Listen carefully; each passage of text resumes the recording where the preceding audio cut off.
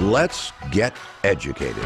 That's why we're here, to bring you the stories impacting K-12 classrooms and college campuses. It's time for a little education. Hello, everyone, and welcome. It's me, Katie Patrick, and I'm joined by this character over here, Mr. David Fiorazzo. 2 thumbs up today. Just a reminder that if you want to support the work of this show or any of our other programs, consider getting yourself some nice swag. Visit freedomproject.com/store to get yourself a mug, a shirt, a hoodie, all of the goodies. And again, just go to freedomproject.com/store. Wow. Ooh. All right, friends.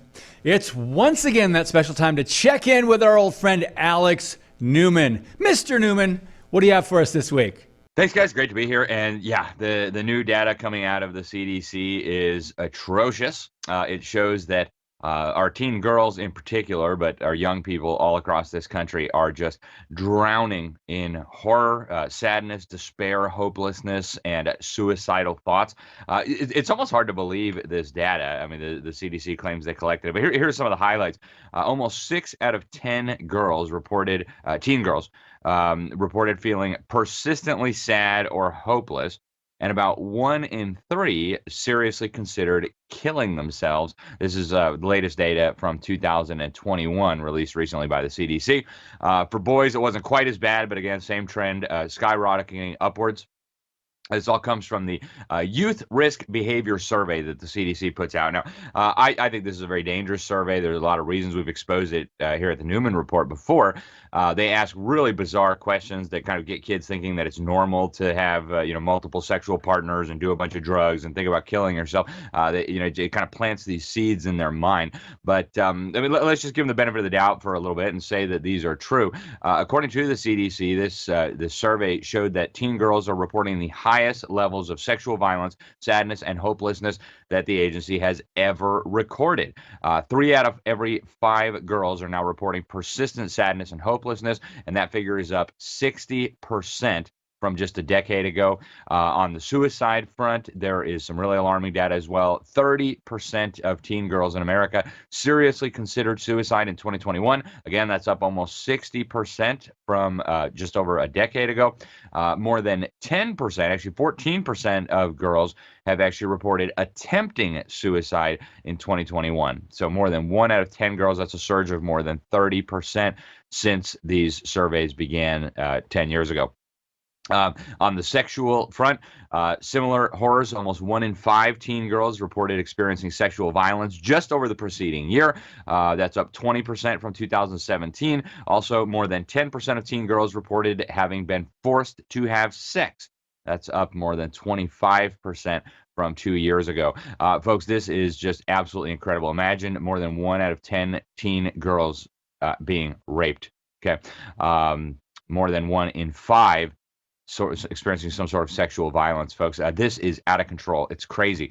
The CDC's data shows that teens who identify as LGBTQ plus alphabet were even worse off than others. According to the CDC, almost half of all the LGBTQ plus identifying students seriously considered attempting suicide. Nearly 1 in 4 attempted suicide, and nearly 3 in 4 reported persistent feelings of sadness or hopelessness, which goes along with other data, right? LGBTism is highly correlated with mental issues, right? And encouraging that seems like a bad idea, right? I compare it to, would you tell a girl who's anorexic or bulimic, would you entertain these delusions and say, no, honey, you really are terribly obese. We should go get you some liposuction, right? That would be cruel and unusual. And yet that's exactly what the CDC proposes doing to deal with this.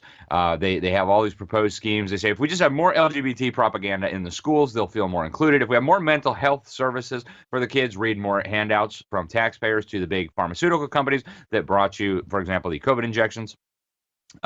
If we have more extreme sex education to fill the minds of the children with sex thoughts and perversion and confusion, that'll help. And of course, they promote their suicide hotline that, as we've talked about here, actually encourages children to think about different genders and then refers them to the Trevor Project, one of the most grotesque organizations that you have probably never heard of.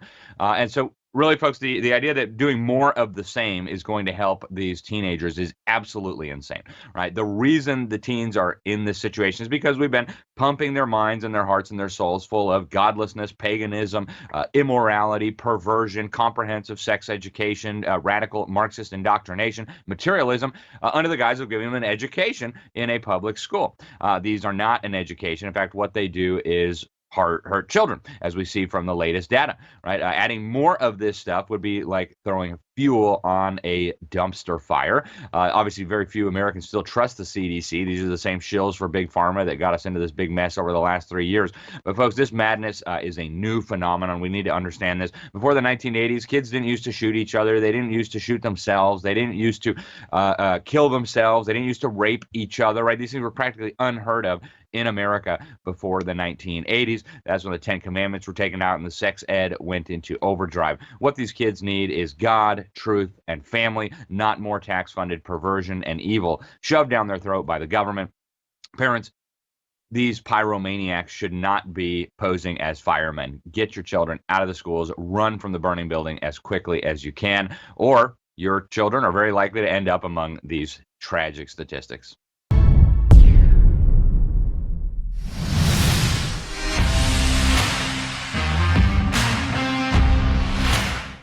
Well, the trap was set when Georgia police officer Jacob Kersey made a comment on social media about God-ordained natural marriage between one man and one woman. It was a brave thing to do in today's woke, anti-Christian, politically correct cancel culture. Rather than deny his faith, he resigned from his job after he was threatened to be fired. And this 19-year-old says he is now determined to fight for free speech and defend others being forced to hide their beliefs or suffer consequences. I'm David Fiorazzo, and this is Christ and Culture.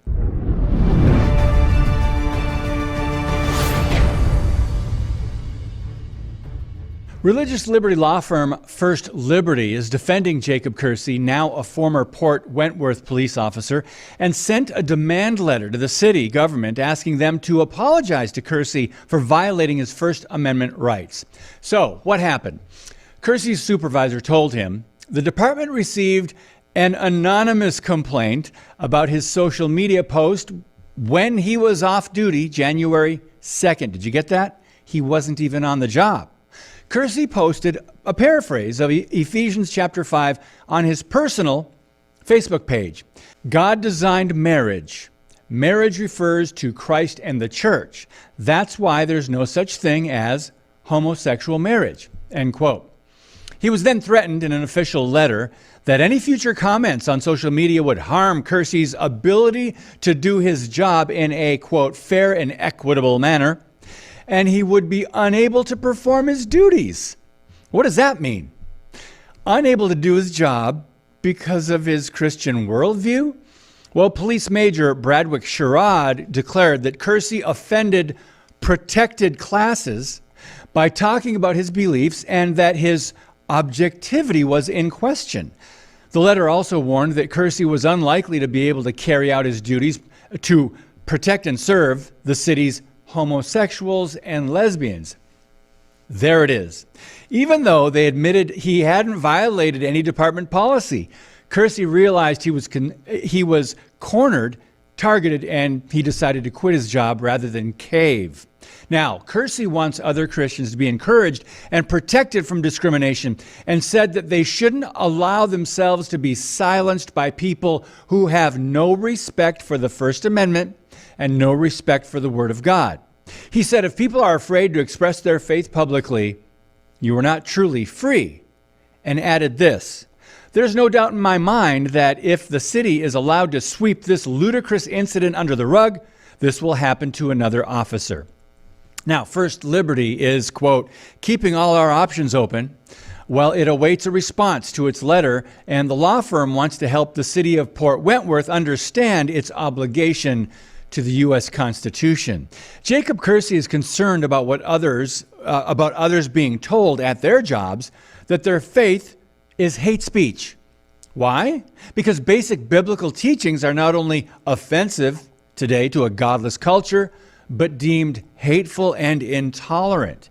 He added that, quote, "We've already arrived there, and this is going to spread if people don't stand against it."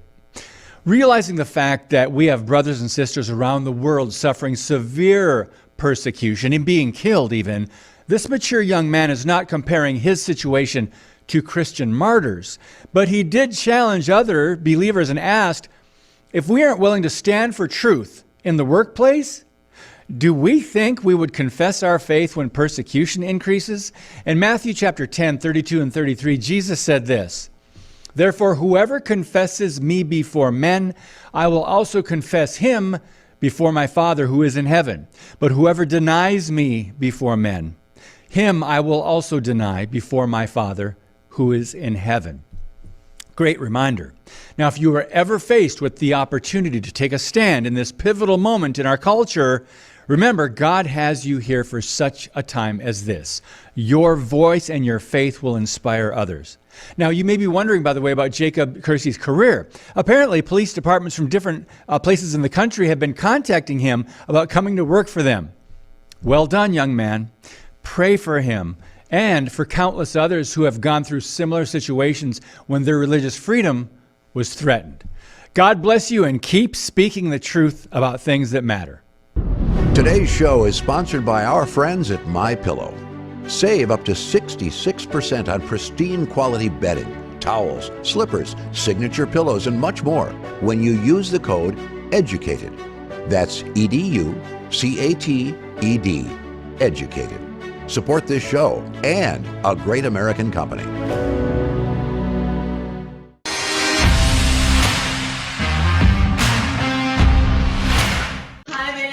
And this is my voice 1 week on TV. So this is a great idea. If you are able to and don't have too much like voice dysphoria in order to record yourself, you'll notice the differences that happen, because sometimes you can't really tell unless you hear it like this. That is changing. And you know, the timeline's going to be different for everyone. Oh, look at you with the top surgery. That's amazing. You look great.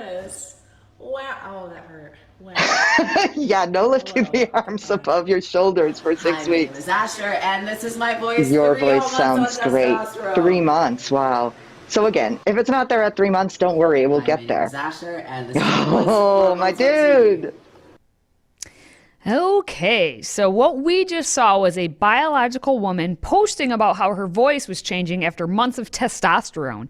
And the affirming doctor is A.J. Eckert, Connecticut's first non-binary trans doctor. So in other words, you have one biological woman encouraging other women to cut their breasts off and take life-altering drugs.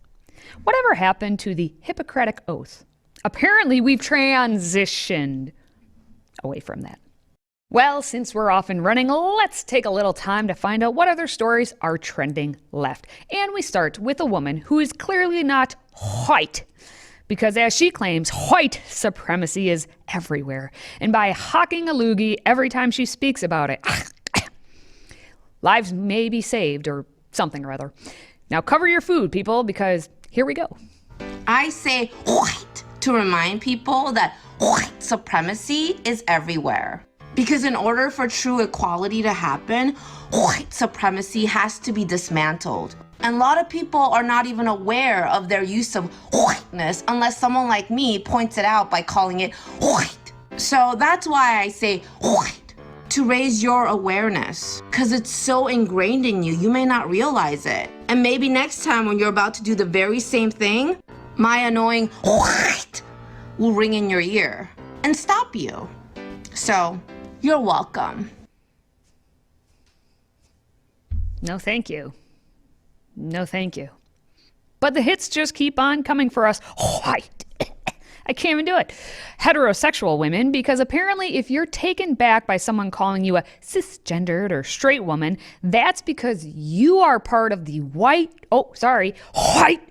supremacist problem. So obviously you require an intervention from a Looney Tune. Here's the Looney.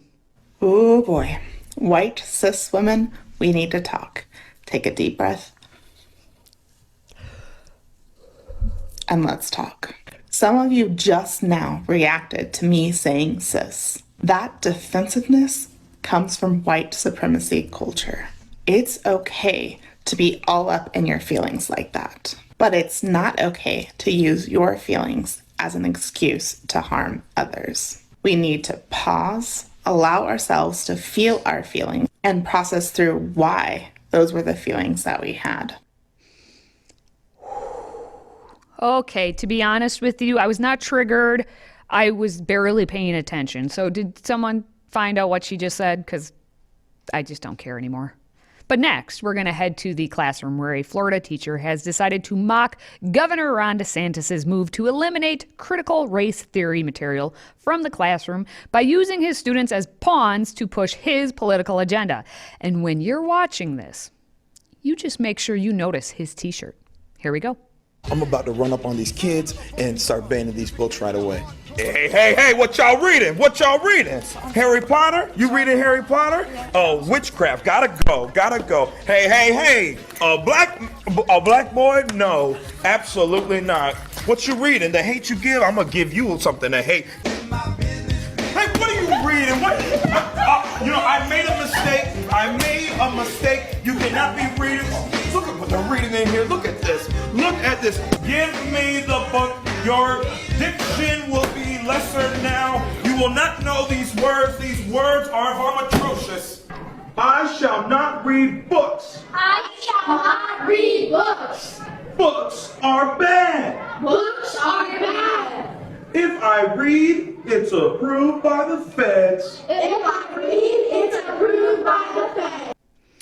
I have a few thoughts on this one. Number one, did you see his black Teachers Matter shirt? So you know his intent. Number two, why is he teaching and videotaping his students?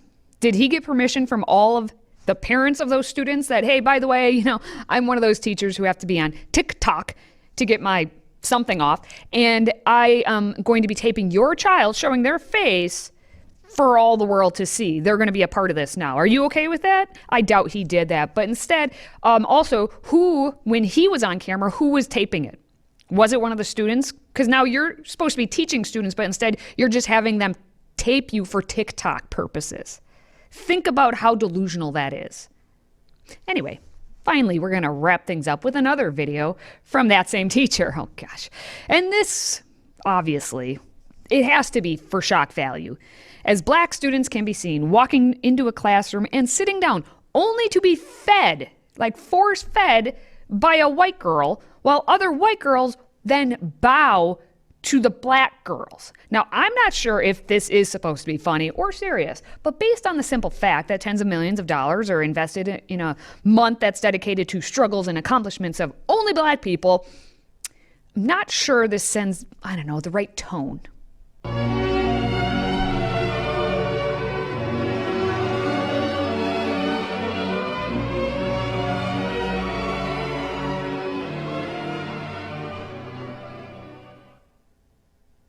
As that previous lady had said, me being the white cisgendered woman I am, does anyone else see any issue with the video we just showed? Again, the same teacher.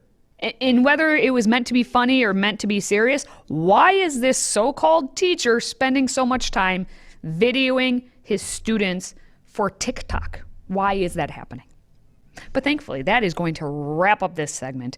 But of course, you can be darn sure that there will be plenty more craziness next week. Until then, stay sane. If you have a smartphone, tablet, Roku, or Apple TV, consider downloading the Freedom Project Media app. It's 100% free and includes all of our weekly shows, plus lecture series, archive programs, and award-winning animated videos for families like the Presidential Minute, Battles of America, and Heroes of the West. Don't rely on the social media giants to keep you informed. Simply download the Freedom Project Media app from your app store and allow notifications. And we'll let you know when a new video is ready.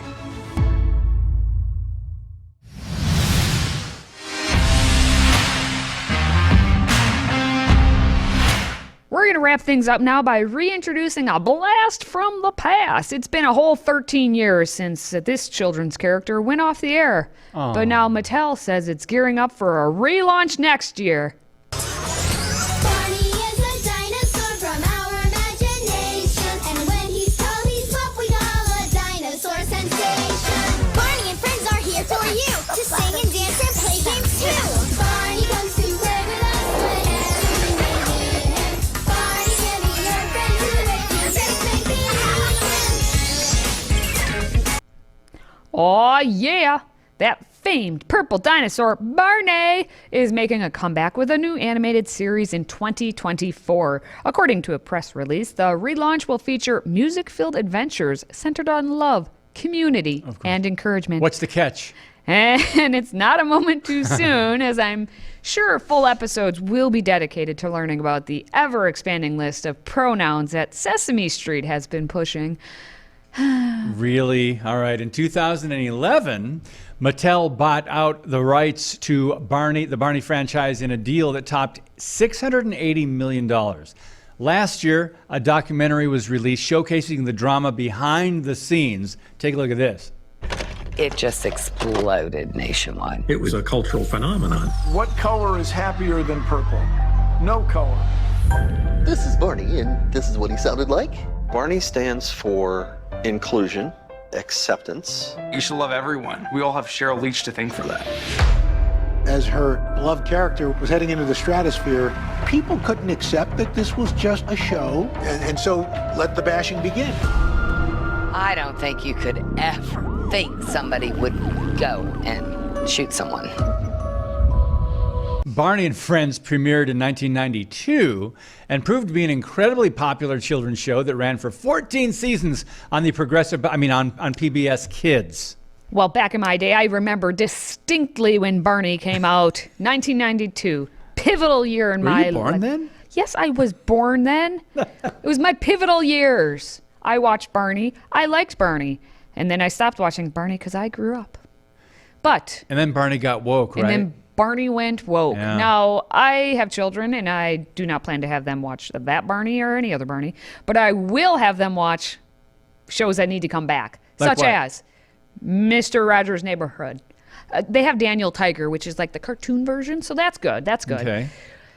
We sadly can't bring actual Mr. Rogers back. Same Right. thing as we can't bring the one and only Mr. Andy Griffith back. Because I'd be... Matlock, I prefer over the Andy Griffith Show if I had to pick one, because I grew up on Matlock, and who doesn't love a good hot dog and a lawyer? But what about you? You know, when we say bring them back, I don't mean bring them back. what would the restrictions be? Because you couldn't do it because they would absolutely take it and wreck it with all the DEI stuff, and they would make something gay or trans, like the Scooby-Doo. They brought Thelma back and made her a lesbian. I guess when I say bring them back, I mean just do reruns. I see. Okay. That's my interpretation. Well, Gilligan's Island. Ooh, yeah, that's a good one. That one is actually still on. I think a lot of cable. You can see it on you some can channels. see Yeah. So let's just. Well, are we talking cartoons here? Oh, or children's programming. I don't know, Gilligan. And, okay. Yeah, maybe I don't for know. children. I know Maybe my not. children have already watched a couple episodes of the Andy Griffith Show. They don't understand what's going on, but it's black and white, and it's all so neat. Bring back more B&W. There you go. All Black and white. right. Well, we're going to wrap things up for Educated this week. I think we've had enough. We've learned a couple things. 1, 2, 3. Remember, we do crazy, so you don't have to. This is true. We expose crazy. We're thinking of a new logo. Ooh. Bring it into your comments. Slogan, in the a comment new section. slogan. Write a new logo. Educated. We do crazy. We expose crazy, so you don't have to. Don't you think that's good? The new slogan. Nice tagline for us. There you go. See what we get. All right. Well, for Katie and myself, thanks for watching, listening, and supporting the show. And until next week, stay educated, America.